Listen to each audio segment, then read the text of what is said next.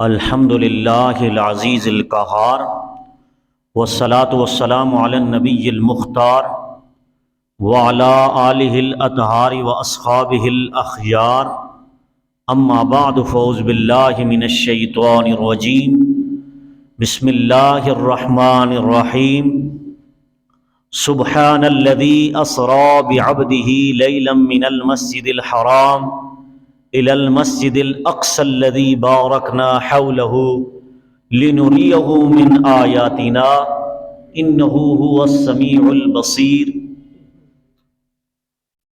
قال في القرآن المجيد ثم دنا فتدلى فقاب قاب قوسين أو أدنى صدق الله مولانا العظيم إن الله وملائكته يصلون على النبي یا ایھا الذین آمنوا صلوا علیہ وسلموا تسلیما اللہم صل علی سیدنا واصحاب سیدنا ومولانا محمد وبارک وسلم وصلی علیہ الصلاۃ والسلام علیک یا رسول اللہ وعلی آلک واصحابک یا سیدی یا حبیب اللہ۔ اللہ تبارک تعالی جل جلالہ وعم نوالہ واعظم شانہ واتم برہانہ کی حمد و ثنا اور حضور سرور کائنات جناب محمد الرسول اللہ صلی اللہ علیہ وسلم کے دربار گوہر میں ہدیہ درود و سلام عرض کرنے کے بعد نہایت ہی معزز سامعین و ناظرین، اللہ رب العزت کا لاکھ لاکھ شکر ہے کہ اللہ رب العزت نے پھر سے جمعۃ المبارک کے عظیم اجتماع میں ہم سب کو سعادت نصیب ہوئی۔ اللہ رب العزت کی بارگاہ میں دعا کرتے ہیں کہ اللہ رب العزت آج کے اس مقدس دن کے توسل سے ہم سب کے گناہوں کا کفارہ اور ہم سب کو صحیح سمجھنے اور سمجھانے کی توفیق عطا فرمائے۔ حضرات محترم، یہ رجب المرجب کا مقدس مہینہ ہے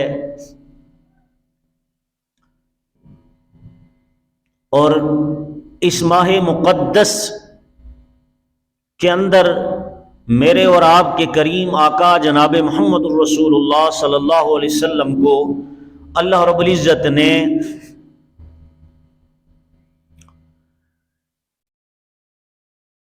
مکہ المکرمہ سے یعنی کہ مسجد الحرام سے مسجد اقصیٰ تک اور مسجد اقصیٰ سے پہلے آسمان، پھر دوسرے آسمان، پھر تیسرے آسمان، پھر چوتھے آسمان، یہاں تک کہ 7 آسمان کراس کر کے سدرۃ المنتہا سے لا مکان سے پھر رب تعالی نے اپنا دیدار کروایا ہے۔ اور اسی اعتبار سے گزشتہ جو بدھ کی رات گزری ہے اسی رجب المرجب کی، یعنی کہ آج جمعہ ہے اور اس سے پہلے جو بدھ کی رات تھی اس میں 27 رجب المرجب کو میرے آقا کریم علیہ الصلوۃ والسلام کو رب نے اپنی زیارت اور اپنا دیدار کروایا ہے۔ اور اسی اعتبار سے آج ہمارا موضوع بھی یہی ہے کہ حضور کی معراج کیا ہے۔ اس اعتبار سے قرآن مجید کی سورہ بنی اسرائیل اور اس کا دوسرا نام الاسراء، سورہ الاسراء بھی اور الاسراء بھی کہا جاتا ہے، اس کا دوسرا نام۔ قرآن مجید کی مختلف صورتیں ہیں جن کے مختلف نام ہیں، ایک ایک سورت کے کئی نام ہیں۔ مثال کے طور پر یہ سورہ بنی اسرائیل ہے، اس کی پہلی آیت میں حضور کی معراج کو بیان کیا گیا اور حضور کو جو سیر کروائی گئی اس سے تعلق رکھتے ہوئے اللہ رب العزت نے الاسراء یعنی سبحان الذی اسراء، تو یہ اسراء کا مطلب ہے سیر کروائی میرے رب نے، تو اس کا دوسرا نام اسراء ہے، سیر والی صورت۔ اور ایک ہے بنی اسرائیل یعنی یعقوب علیہ السلام کے چلڈرن، یعقوب علیہ السلام کے بیٹے.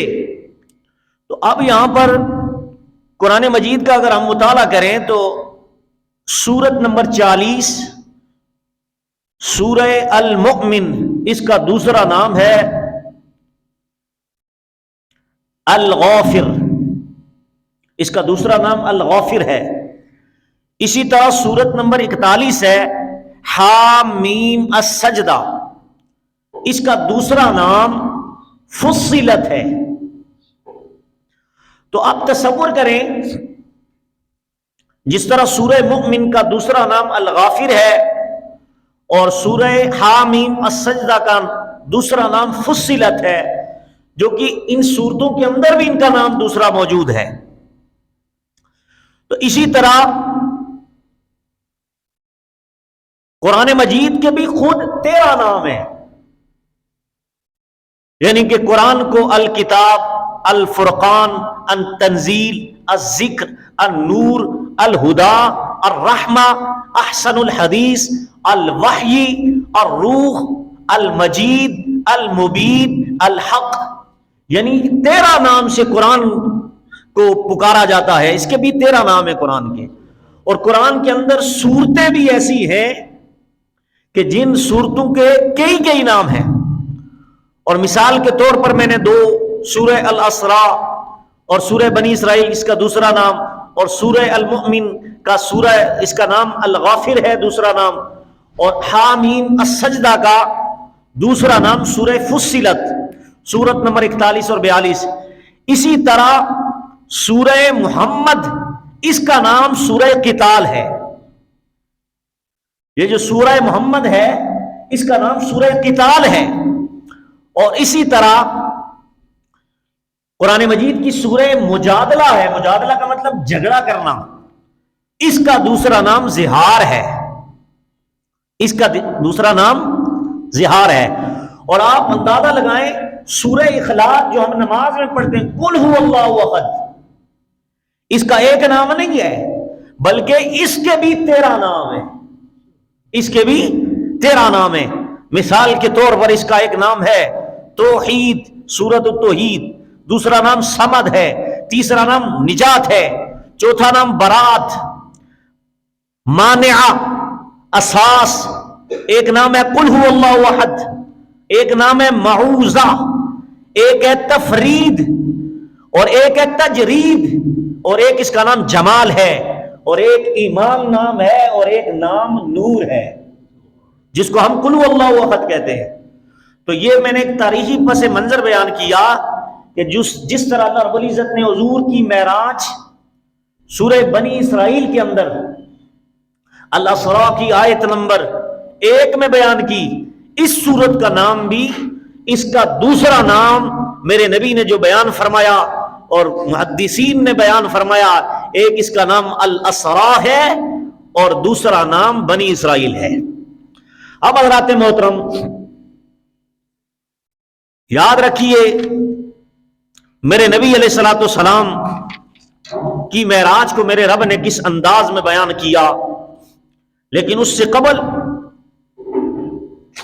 آپ کے ذہن میں یہ ہونا چاہیے کہ حضور کی جو معراج ہے یہ حضور کا سب سے بڑا معجزہ ہے، حضور کا سب سے بڑا معجزہ ہے.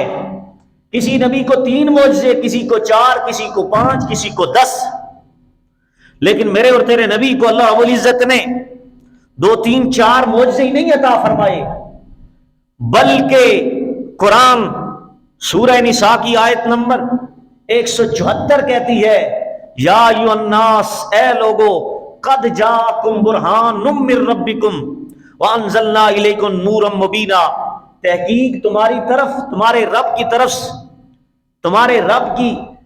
تمہارے رب کا سب سے بڑا معجزہ بن کر میرا نبی تمہاری طرف آ چکا ہے.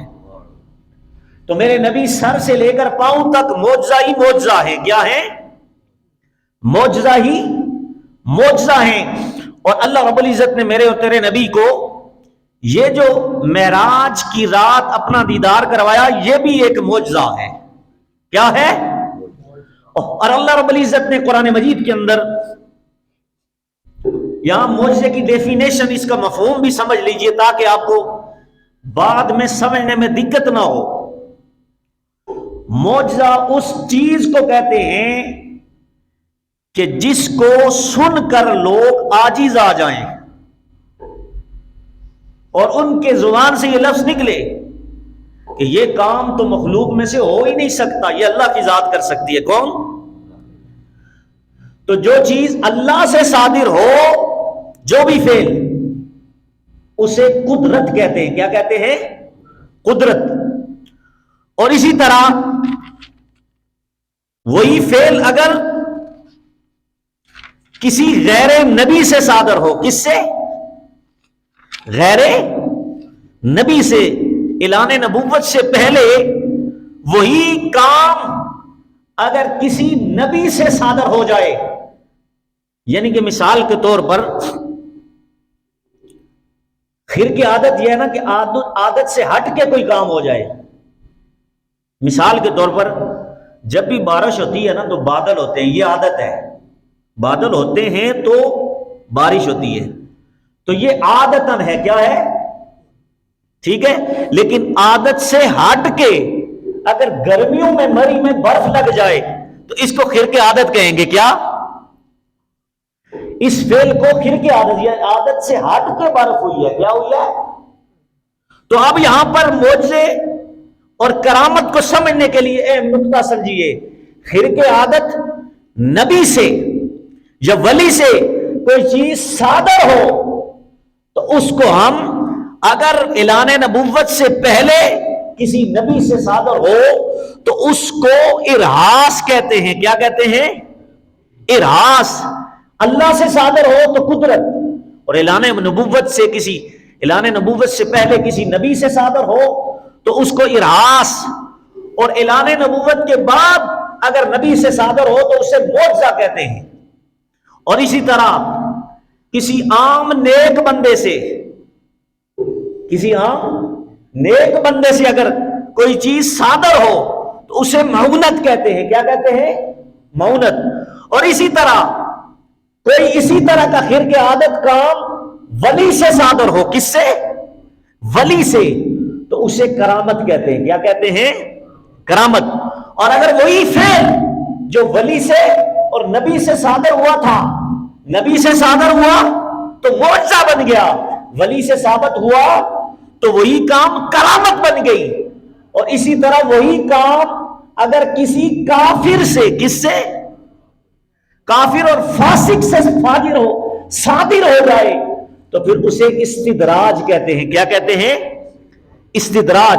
یعنی کہ بعض اوقات کافر کے منہ سے بھی ایسے کلمات اور اس سے بھی ایسے کام صادر ہو جاتے ہیں کہ بندے کی عقل تصور ہی نہیں کر سکتی کہ بندہ ہے کافر لیکن کام اس سے ایسے صادر ہو رہے ہیں جو رب کی ذات کر سکتی ہے، تو اس کو استدراج کہتے ہیں۔ کیا کہتے ہیں؟ استدراج۔ اب یہ استدراج ہم نے بات قدرت سے اٹھائی تھی، رب سے ظاہر ہو تو قدرت بنتی ہے، اعلان نبوت سے پہلے نبی سے ظاہر ہو ارہاس، اور اعلان نبوت کے بعد نبی سے صادر ہو تو معجزہ، اور ولایت سے پہلے نیک بندے سے اگر ثابت ہو تو معونت، اور اسی طرح اگر ولایت ملنے کے بعد کسی ولی سے صادر ہو کرامت، اور اسی طرح کسی کافر اور فجار اور فاسق انسان سے صادر ہو تو اسے استدراج کہتے ہیں۔ کیا کہتے ہیں؟ استدراج کہتے ہیں۔ اب اگلی ایک اور بات اس سے ریلیٹڈ ہے، اس کے بعد ایک چیز ہے اہانت۔ کیا؟ اہانت۔ اب اہانت کیا ہے؟ تو اہانت یہ ہے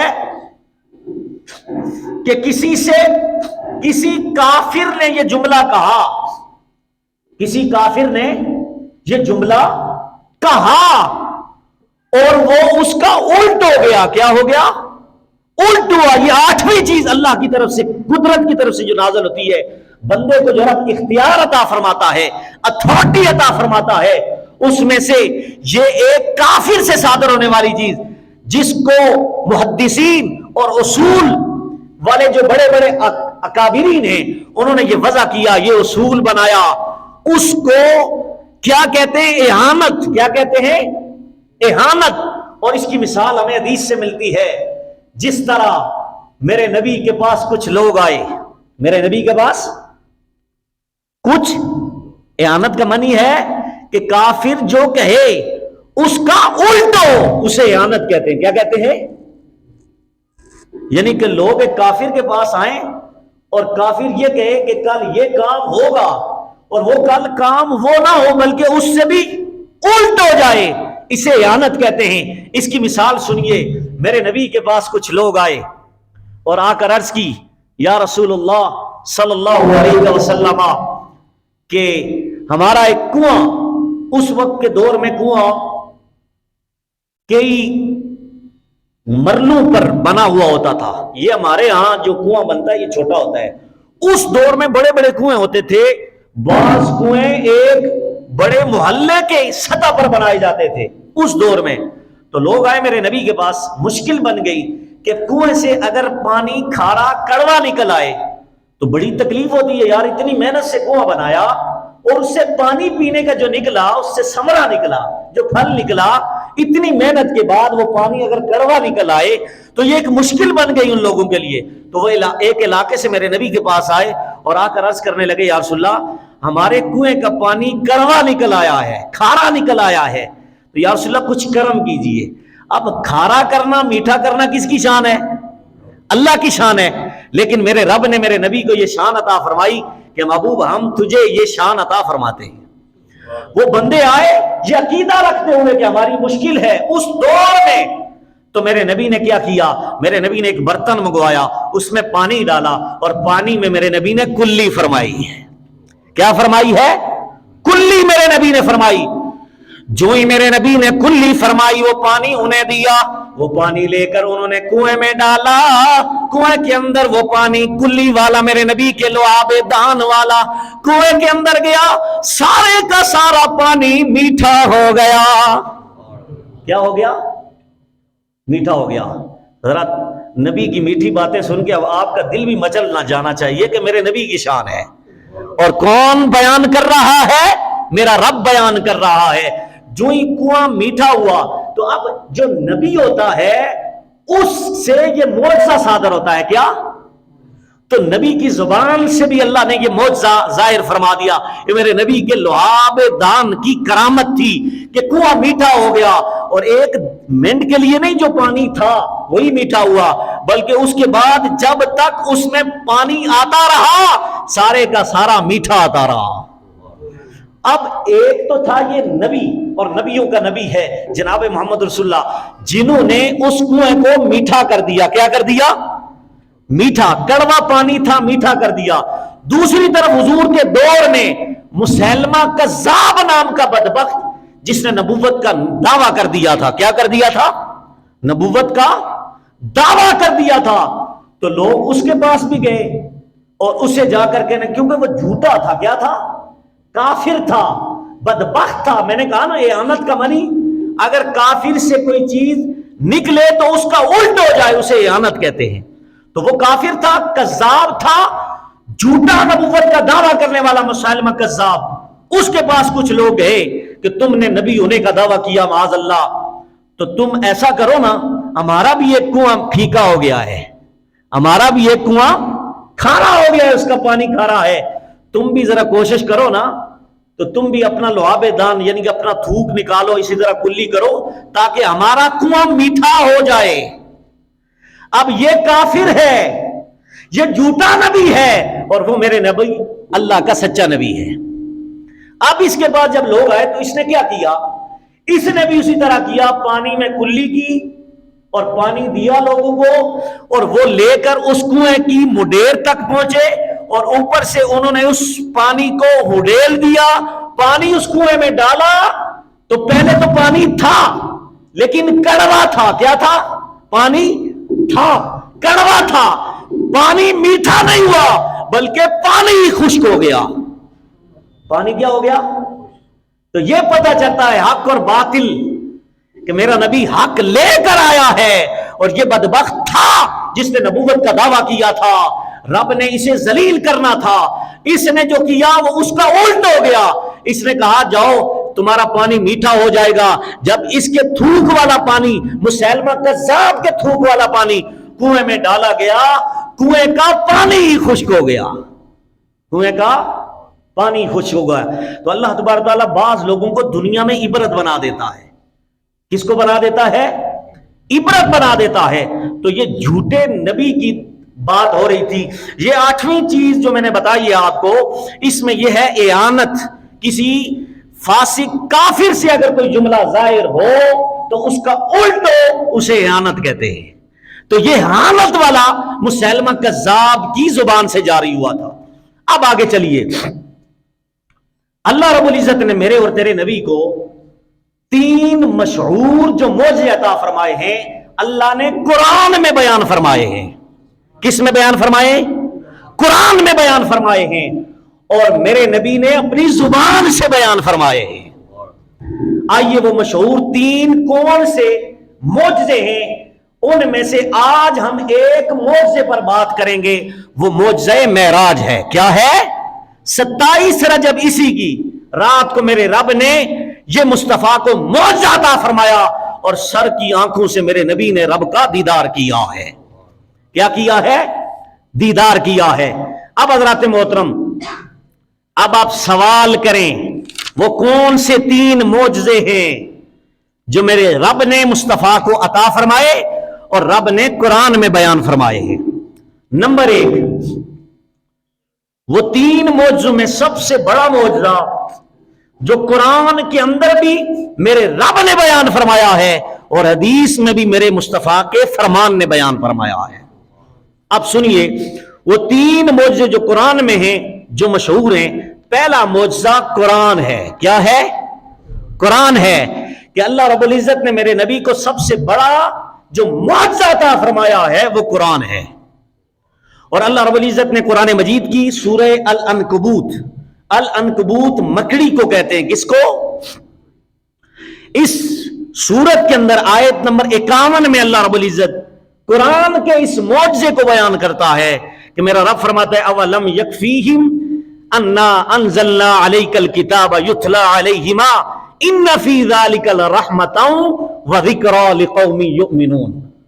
اللہ فرماتا ہے کیا انہیں یہ کافی نہیں ہے کہ ہم نے آپ پر یہ معجزہ قرآن کی صورت میں نازل کیا ہے جو ان پر پڑھی جاتی ہے، بے شک اس میں ان کے لیے رحمت ہے اور نصیحت ہے، ایمان والوں کے لیے۔ کن کے لیے؟ ایمان والوں کے لیے۔ اب یاد رکھیے، یہ قرآن جو لوگ سنتے ہیں تو ان کا ایمان مچل جاتا ہے۔ کیا ہوتا ہے؟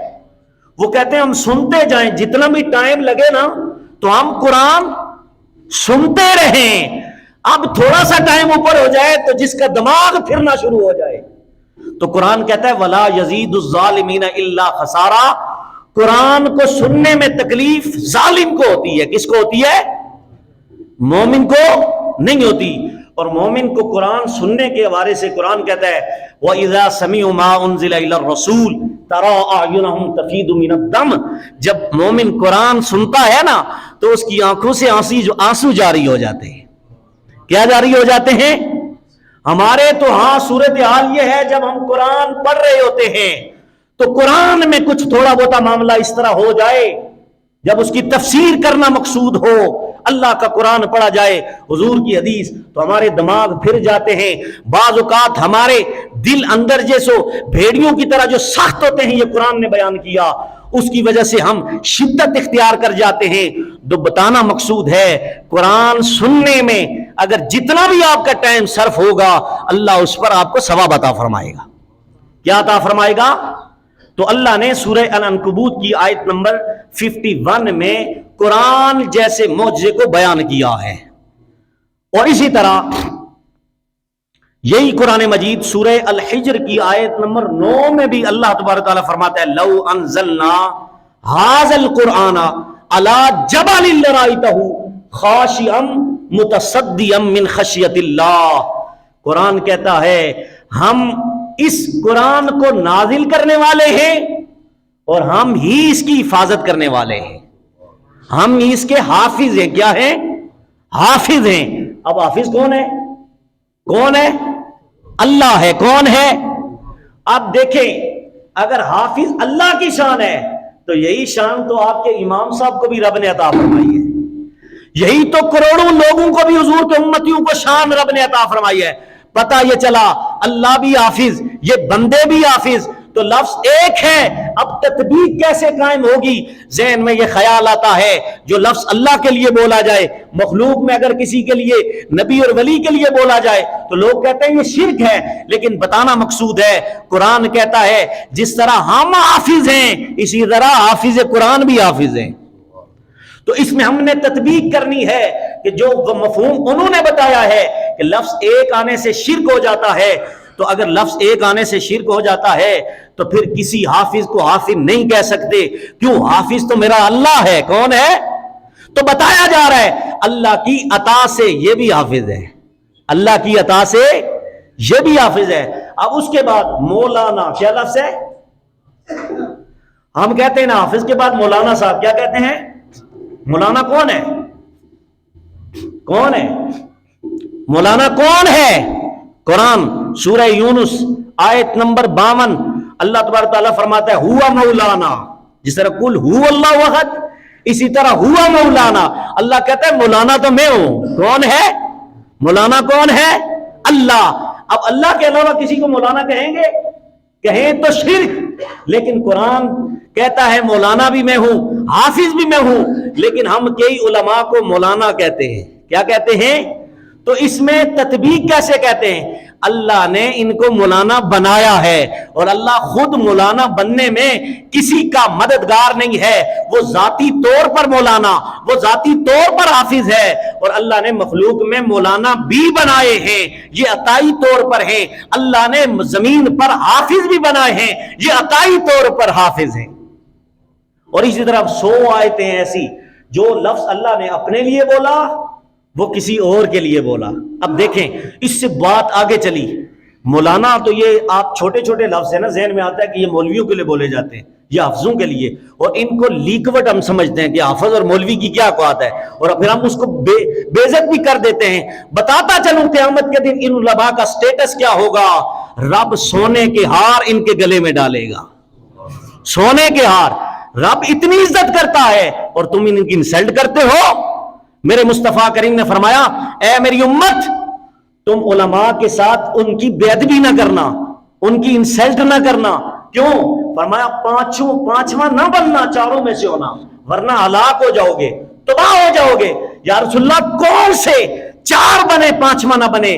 میرے مصطفیٰ کریم نے فرمایا یا تو عالم بننا، اغدو عالمن، یا عالم بننا. کیا بننا؟ عالم بننا. اور اگر عالم نہ بن سکو او متعلمن، یا متعلم بننا، عالم کے سامنے بیٹھ کے طالب علم بننا. اور اگر طالب علم بھی نہ بن سکو فرمایا او سمیعن، پھر اس کی سننا، اس کو سنانا. ہم سناتے ہیں نا، تو میرے نبی نے فرمایا عالم کی سننا، اس کو سنانا نہیں. اگر تم نے ایسا نہ کیا تو تم ہلاک ہو جاؤ گے. کیا؟ اور یقیناً جس کو نبی نے فرما دیا وہ ہلاک ہو رہے، وہ ہلاک ہوگے گا. اور جو میرے نبی کی ایک اور حدیث فرمایا جو میرے علماء کا گستاخ اور بے ادب ہے اس کی آخری وقت نزاع اللہ رب العزت اس کو سزا عطا فرمائے گا. اس کی آخری ہچکی میں اللہ تبارک و تعالیٰ اسے سزا عطا فرمائے گا کہ جو علماء کا بے ادب ہے. یہ تیسرا فرمایا او متعلمن اور او سمیعن، فرمایا اس کی تقریر سننا. کیا کرنا؟ اس کی تقریر سننا. اور چوتھی چیز فرمایا اگر ایسا بھی نہ کر سکو تو پھر علماء کا بے ادب اس کو جھڑکنا مت. فرمایا او محبن، اگر ایسا بھی نہ کر سکو تو پھر عالم سے پیار کرنا. کیا کرنا؟ تو یہ چاروں چیزیں علم کے ساتھ پھیرتی ہوئی نظر آتی ہیں کہ میرے نبی نے فرمایا عالم بننا، متعلم بننا اور اس کو سننے والا بننا. اور اگر یہ تیسرا کام نہ ہو سکے تو پھر عالم کا بے ادب نہ بننا. ورنہ میرے مصطفیٰ کریم نے فرمایا اس سے بڑا منافق کون ہے جو علماء کی توہین کرتا ہے. یہ قرآن اور حدیث کا نچوڑ ہے. تو اس لیے میرے نبی نے فرمایا علماء کی قدر کرو، فرمایا ان سے پیار کرو. کیا کرو؟ پیار کرو. اب حضرات محترم، یہ قرآن سب سے بڑا معجزہ ہے. کیا ہے؟ جو میرے نبی کو رب نے عطا فرمایا ہے. کس کو؟ میرے نبی کو. اور قرآن کی میں نے 2 آیتیں پیش کی. اب یہاں پر میرے نبی نے بھی اس کو معجزہ قرار دیا. کیا قرار دیا؟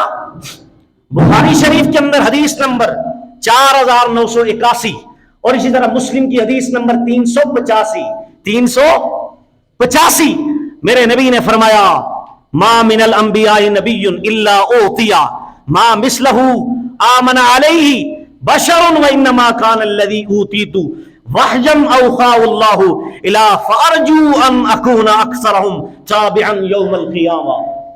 میرے نبی نے فرمایا اللہ نے سب سے بڑا معجزہ، باقی نبیوں کو بھی رب نے معجزے عطا کیے لیکن ان کے معجزے اس وقت تک تھے جب تک وہ زندہ تھے، جب دنیا سے چلے گئے ان کے معجزے ختم، لیکن میرا معجزہ قیامت تک رہے گا. وہ ہے قرآن جس کے ذریعے اللہ رب العزت سارے مسلمانوں کو، میرے متبعین کو اللہ رب العزت ہدایت عطا فرمائے گا. فرمایا کہ سب سے بڑا معجزہ مجھے رب نے قرآن عطا فرمایا ہے. لو کا اکثرهم تابعا یوم القیامہ، اسی قرآن جیسے معجزے کی وجہ سے اللہ قیامت کے دن اکثر زیادہ میرے تابعین اللہ رب العزت مجھے عطا فرمائے گا. حضرات محترم یاد رکھیے میرے نبی کو رب نے یہ جو معجزہ عطا کیا تھا یہ معجزہ قرآن ہے. کیا ہے؟ اور دوسرا معجزہ وہ کیا ہے؟ دوسرا معجزہ ہے شق القمر. کون سا؟ شق کہتے ہیں ٹکڑے کو، قمر چاند کو. کس کو؟ یہ دوسرا معجزہ میرے رب نے مصطفیٰ کو عطا فرمایا ہے اور قرآن میں اللہ نے اس کا ارشاد فرمایا ہے. آپ دیکھیں سورہ القمر کی آیت نمبر 1، 2 اور 3 اللہ رب العزت اس میں ارشاد فرماتا ہے اقتربت الساعہ وانشق القمر. رب فرماتا ہے قیامت برپا ہو گئی. کب؟ جب چاند کے 2 ٹکڑے ہو گئے. چاند کے تو یہاں اللہ کتنی پیاری بات کر رہا ہے کہ قیامت برپا، بھی قیامت نہیں آئی لیکن میرے نبی نے اپنی ہاتھ کی انگلی سے چاند کے 2 ٹکڑے کیے تو رب نے قرآن کی آیت اتاری. یہ معجزہ قرآن میں بیان فرمایا کیا قیامت تھی.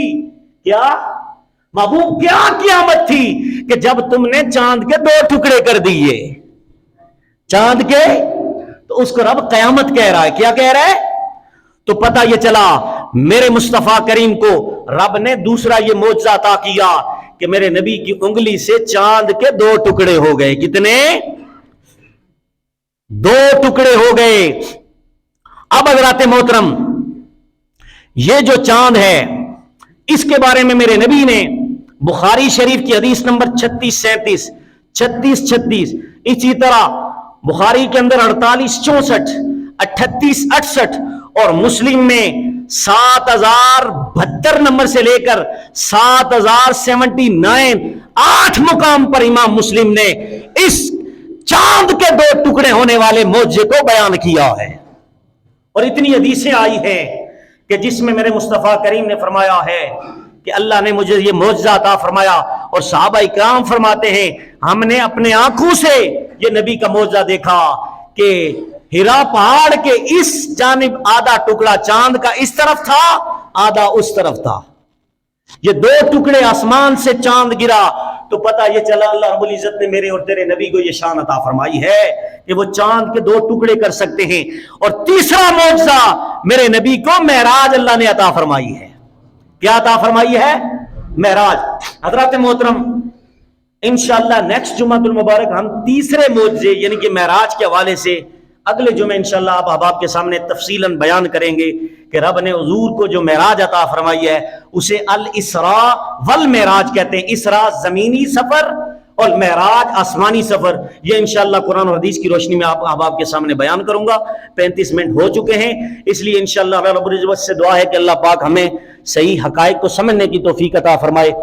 تو حضرات محترم ہماری گزشتہ جمعۃ المبارک ہم نے الحمدللہ 13,000 روپیہ چندہ کر لیا تھا اور ہمارا مسئلہ حل ہو گیا. بیٹری ہم لے آئے ہیں مسجد کی. اب ہمارے سپیکروں کا مسئلہ ہے تو اس حوالے سے آپ سے گزارش ہے کہ اس میں بھی دل کھول کر ہمارے ساتھ تعاون فرمائیں. اور دوسری یہ بات یہ جو ویڈیو بن رہی ہے نا اس حوالے سے کچھ لوگ کہہ رہے ہیں کہ یہ ویڈیو کس کے لیے بناتے ہیں. تو حضرات محترم بلغوا عنی ولو آیا، یہ امت وہ ہے کہ اس کو میرے رب نے حکم ارشاد فرمایا تمہارے پاس جو بھی ہے تم امت وسائل کے ذریعے میری امت تک پہنچا دو. کیا کرو؟ تو آج ہمارے لیے یہ سوشل میڈیا کے ذریعے ہمارا پیغام آپ ہی نہیں سن رہے بلکہ پوری امت تک یہ پہنچایا جا رہا ہے، اور یہ جتنے بھی ویڈیوز ہمارے بن رہے ہیں یہ اسلامی سطح پر اسلامی چینل پر اپلوڈ ہونے کی صورت میں ہزاروں لوگ اس کو سن کر ہدایت کا سبب بن رہے ہیں۔ تو دیکھیں کتنا بڑا ثواب ہے، جو بندہ ایک سننے والا ہدایت پاتا تھا آج کروڑوں بندے سن کر اللہ اور اس کے رسول کی شان کو سن کر عاشق رسول بن رہے ہیں۔ تو اس اعتبار سے یہ اس لیے ضروری سمجھتا ہوں کہ یہ جو ویڈیوز بنتی ہیں یہ ویڈیوز صرف اور صرف اللہ کی رضا کے لیے اور اللہ کے دین کو اجاگر کرنے کے لیے اور اس کی فلاح و بہبود کے لیے ہم یہ کام کرتے ہیں۔ اللہ رب العزت عمل کرنے کی توفیق عطا فرمائے۔ وآخر دعوانا الحمدللہ رب العالمین۔